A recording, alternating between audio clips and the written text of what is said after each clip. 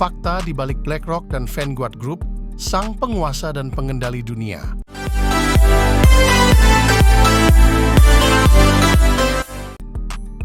Setelah dunia diserang COVID-19, di mana-mana terjadi perubahan besar, dampaknya tentu luar biasa dan masih bisa kita rasakan hingga 10 tahun ke depan, walau wabah itu sendiri secara perlahan sudah mulai terkendali.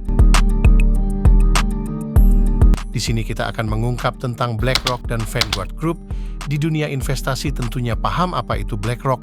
Di masa sekarang BlackRock adalah sebuah perusahaan investasi terbesar dunia yang masuk di segala sisi.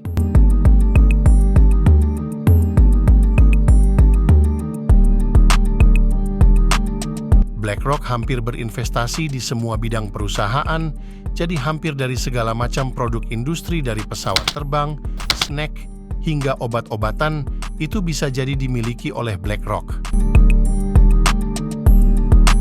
Ini bukanlah konspirasi, tetapi fakta nyata yang ada bahwa BlackRock saat ini menjadi perusahaan investasi terbesar di dunia, dan mereka kini telah menguasai segalanya.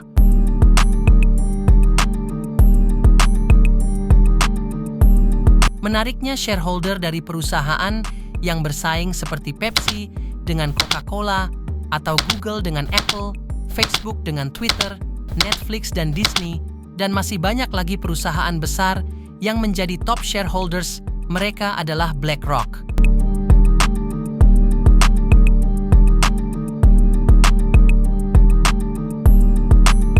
Untuk diketahui, BlackRock bukanlah pemain tunggal dalam investasi perusahaan di dunia. Ada 7 grup perusahaan pengelola aset raksasa di dunia ini: BlackRock, Fidelity Investment, JP Morgan, Bank of New York, State Street, UBS, Vanguard Group. Kalau ditotal seluruh aset mereka, itu sama dengan 2/3 PDB dunia.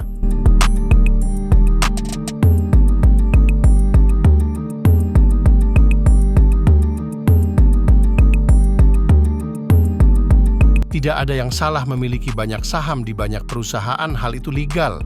Dilihat top shareholders-nya adalah grup yang sama. Kita pasti bertanya-tanya, mengapa Facebook tidak bergabung saja dengan Twitter? Kenapa harus bersaing?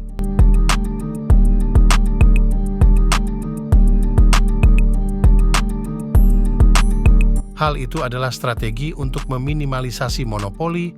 Andai semua platform besar bergabung, maka tingkat kreativitas akan menjadi redup. Bisa dibilang monopoli itu tidak baik. Contoh, BUMN yang ada melenceng dari tujuan awal hingga akhirnya malas untuk berinovasi.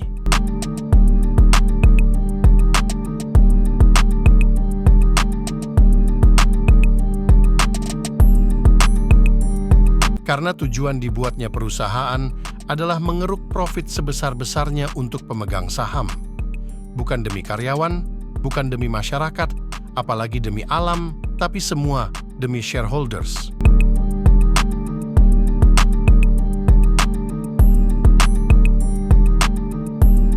Jadi kalau tujuannya sama, untuk apa semua perusahaan dengan shareholders yang sama itu bergabung? Menariknya, BlackRock adalah perusahaan terbuka, siapapun bisa berinvest di sana. Perlu diketahui, pemegang saham terbesar di BlackRock ternyata bukan Larry Fink, tetapi Vanguard Group, karena Vanguard Group sebuah perusahaan privasi. Jadi tak ada yang bisa memiliki akses lebih jauh untuk melihat pemiliknya.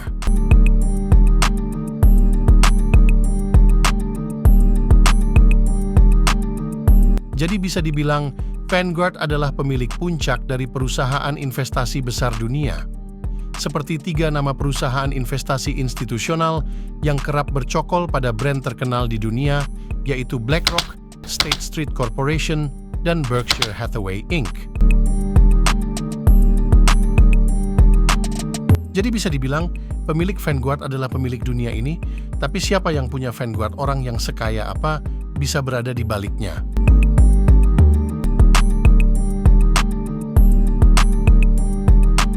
Apakah sekaya Elon Musk? Padahal di Tesla sendiri, Elon Musk hanya ada 18% saham Tesla dan sisanya dikuasai oleh Vanguard Group.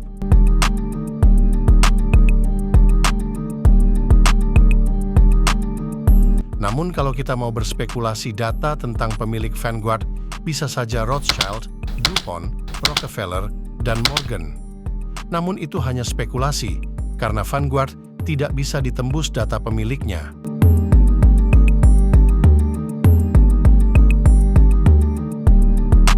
Jadi bagaimana elit global menguasai dunia? Mereka menguasai dunia bukan karena mereka Yahudi atau karena antek Dajjal, itu hal yang tak logik, namun mereka mengontrol dunia lewat perusahaan-perusahaan besar yang bermain di industri besar dunia, jadi mereka dapat mengontrol hidup kita dari apa yang kita konsumsi, mengontrol media, hingga dapat mengontrol sebuah pemerintah.